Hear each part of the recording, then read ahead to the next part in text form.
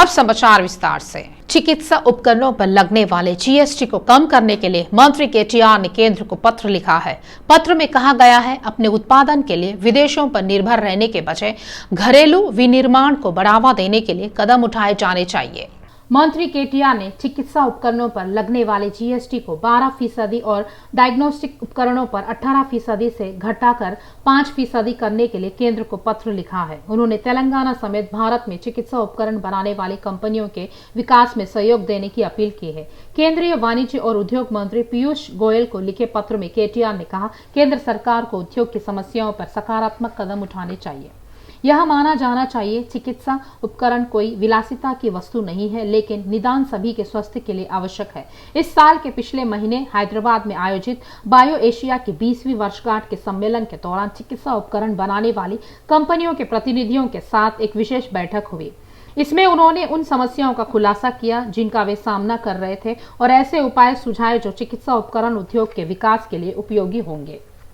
तेलंगाना महिला आयोग ने ऐलान किया है, बीजेपी के प्रदेश अध्यक्ष बंडी संजय के खिलाफ पूछताछ उनके अनुरोध पर इस महीने की 18 तारीख के लिए टाल दी जाएगी। मालूम होता है कि बीआरएस एमएलसी द्वारा कविता पर की गई अनुचित टिप्पणी के बाद महिला आयोग ने संजय को नोटिस जारी किया है। बंडी संजय को 15 मार्च को आयोग कार्यालय में व्यक्तिगत रूप से सुनवाई में उपस्थित होने का आदेश दिया गया। आयोग के संज्ञान में एक पत्र के माध्यम से लाया गया था। वहां अपने संसदीय बैठकों के कारण 15 तारीख को आयोग के समक्ष उपस्थित नहीं हो पाएंगे। इस महीने की 18 तारीख को आयोग ने इस अनुरोध पर सकारात्मक प्रतिक्रिया दी। वे आयोग के अध्यक्ष द्वारा बताए गए समय पर उपस्थित रहेंगे। आयोग ने इस महीने की 18 तारीख को सुबह 11 बजे सुनवाई में शामिल होने का सुझाव दिया। राज्य महिला आयोग ने नोटिस के माध्यम से चेतावनी दी है। इस माह की 18 तारीख को उपस्थित नहीं होने पर आगे की कार्रवाई की जाएगी। कांग्रेस के वरिष्ठ नेता और एमएलसी जीवन रेड्डी, जिन्होंने पेपर लीक के मुद्दे पर प्रतिक्रिया दी, उन्होंने कुछ प्रमुख मांगे रखी। एसआईटी जांच नहीं, सीबीआई जांच कराई जाए। उन्होंने आरोप लगाया, एसआईटी राज्य सरकार की संस्था है। उन्होंने कहा, इस घटना में बड़े नेताओं का हाथ है, इसीलिए उन्होंने सीबीआई जांच की मांग की। दूसरी ओर सीएम केसीआर की आलोचना की। उन्होंने कहा, उनके पास लोगों और छात्रों की परवाह करने का समय नहीं है, सिवाय इसके कि कब तक बच्चे को शराब घोटाले से बाहर निकाला जाए। टीएसपीएससी के चेयरमैन जनार्दन रेड्डी में अगर नैतिकता है तो उन्हें तुरंत इस्तीफा दे देना चाहिए। बीआरएस पार्टी ने एक बार फिर बीजेपी नेता बुरा नरसैया गौड़ की आलोचना की है। इस पर भाजपा नेता पूर्व सांसद बुरा नरसैया गौड़ ने कहा, बीआरएस पार्टी नोटबंदी के बारे में जो कुछ भी कह रही है वह मनगढ़ंत है। उन्होंने कहा, निर्मला सीतारमण के संसद में दिए गए लिखित जवाब को वित्त मंत्री हरीश राव द्वारा पार्टी के दबाव में तोड़ मरोड़ कर पेश करने का आरोप लगाया। देश की अर्थव्यवस्था 5 लाख ट्रिलियन डॉलर की ओर दौड़ेगी। सरकारी स्कूल यूनिफॉर्म टेलर्स जेएसी ने राज्य सरकार से अनुरोध किया है, पिछले शैक्षणिक वर्ष से बकाया 26 करोड़ रुपए के बकाया बिलों को तुरंत जारी किया जाए। उन्होंने कहा, इस काम के आधार पर प्रदेश भर में 50,000 दर्जी काम कर रहे हैं। उन्होंने दावा किया, उन्होंने कर्ज लिया और बच्चों के लिए वर्दी की सिलवाई की है।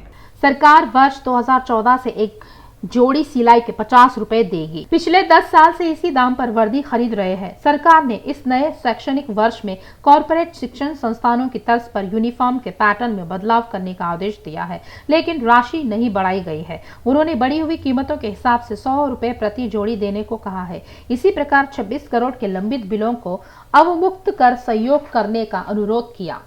एयरपोर्ट मेट्रो कॉरिडोर के निर्माण के लिए तेजी से कदम उठाए जा रहे हैं। सर्वे का काम पूरा हो चुका है। सामान्य सलाहकार भी नियुक्त किए गए हैं। इस लिहाज से संभव है अगले 1 महीने में काम शुरू हो जाए। ट्रैक को इतना मजबूत बनाने के लिए कदम उठाए जा रहे हैं।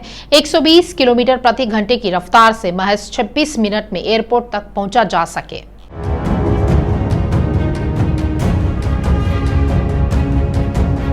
तेलंगाना राज्य सरकार 3 साल की निर्धारित अवधि के भीतर महत्वाकांक्षी एयरपोर्ट मेट्रो परियोजना को पूरा करने के लक्ष्य के साथ ही आगे बढ़ रही है और इसके लिए हैदराबाद एयरपोर्ट मेट्रो लिमिटेड के अधिकारियों ने एलिवेटेड कॉरिडोर के निर्माण के संबंध में 3 चरणों में सर्वे पूरा कर लिया है।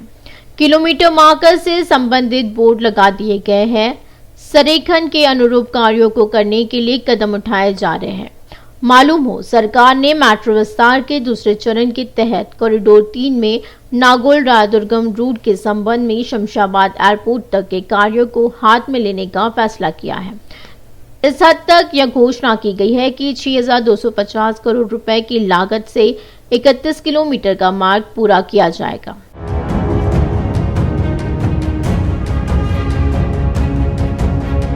इसके अंतर्गत पिछले साल 9 दिसंबर को सीएम केसीआर ने रहेजा माइंडस्पेस जंक्शन पर कार्यों के लिए भूमि पूजन किया है। उसी दिन तेलंगाना पुलिस एकेडमी में आयोजित एक सार्वजनिक बैठक में एनएमडीए ने एयरपोर्ट मेट्रो के लिए सरकार को उनके हिस्से के रूप में 625 करोड़ रुपए और जीएमआर कॉर्पोरेशन को 625 करोड़ रुपए सौंपे हैं।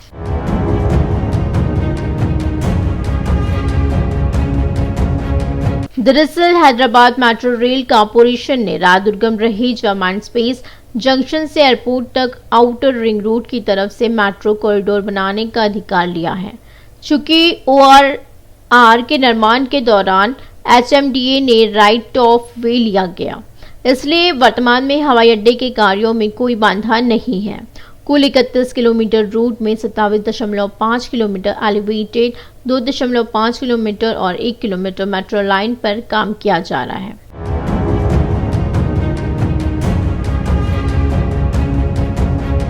HAML के अधिकारी तीनों तरह के काम को पूरा करने में जी जान से जुटे हुए हैं और इनका कई चरणों में अध्ययन किया जा चुका है। मुख्य रूप से रहेजा माइंडस्पेस में एक अंडरपास और एक फ्लाईओवर है और कार्यों के लिए योजनाएं बनाई जा रही है। वे अलाइनमेंट मैप को 2 बार इस सोच के साथ चेक कर रहे हैं कि एक छोटी सी गलती से मेट्रो रेल सिस्टम की बदनामी होगी। ट्रैफिक भीड़ वाले क्षेत्रों में 3 चौराहे के निर्माण के तरीकों के लिए दिल्ली और चेन्नई मॉडल पर भी विचार किया जा रहा है।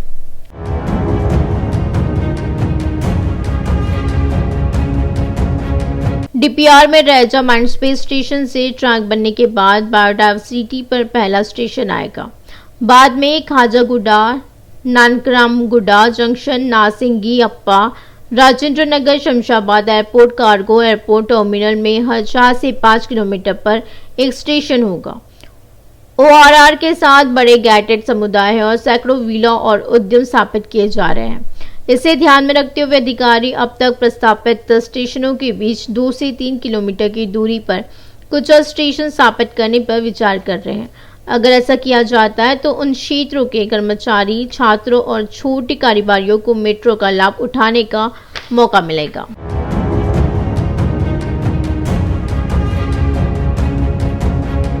मालूम होता है कांग्रेस पार्टी ने हैदराबाद में चलो राजभवन से आह्वान किया है। कांग्रेस पार्टी ने अदानी शेयर घोटाले में सिटिंग जज से जांच की मांग करते हुए चलो राजभवन का घेराव करने की कोशिश की। इसी पृष्ठभूमि में कांग्रेस नेता व कार्यकर्ता रैली के रूप में राजभवन पहुंचे। इससे तनावपूर्ण स्थिति पैदा हो गई क्योंकि पुलिस ने राजभवन में कांग्रेस नेताओं को रोक दिया।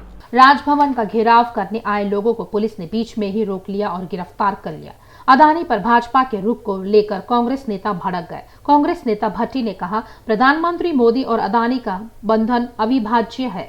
कांग्रेस विधायक दल के नेता भट्टी विक्रमार्का ने कहा, देश इंतजार कर रहा है, अदानी को कब गिरफ्तार किया जाएगा। वीएच ने केंद्र पर दुर्व्यवहार और विपक्ष के खिलाफ जांच एजेंसियों को उकसाने का आरोप लगाया। उनका आरोप है एलआईसी और एसबीआई ने इससे पैसे चुराए हैं। जेएसी अध्यक्ष गज्जला कांतम ने मांग की है कि प्रधानमंत्री नरेंद्र मोदी को अदानी के भ्रष्टाचार साम्राज्य की जांच करनी चाहिए, जिसने देश के धन को लूटा है। सोमाजीगुड़ा प्रेस क्लब में आयोजित पत्रकार वार्ता में उन्होंने इस बात पर चिंता जताई। देश की गैर भाजपा सरकारों के नेताओं के खिलाफ पक्षपातपूर्ण कार्रवाई कर रही है। वे इस बात से नाराज हैं। वे गरीबों के लिए कल्याणकारी योजनाओं को लागू कर सुरक्षित शासन प्रदान करने वाले राज्यों को कमजोर करने की कार्रवाई कर रहे हैं। उन्होंने कहा, नरेंद्र मोदी ने केसीआर से बदला लिया है। देश को संकट में डालने वाली भाजपा सरकार के रवैये को लेकर लोग परेशान हो रहे हैं। उसी के एक भाग के रूप में उन्होंने केसीआर की बेटी कविता के झूठे मामले बनाने और परेशानी पैदा करने की कोशिश करने की आलोचना की है। पता चला है, संवैधानिक व्यवस्थाओं को कमजोर करने और विपक्ष को परेशानी में डालने वाली मोदी के रवैये के विरोध में दिल्ली के जंतर मंतर के पास धरना दिया जा रहा है।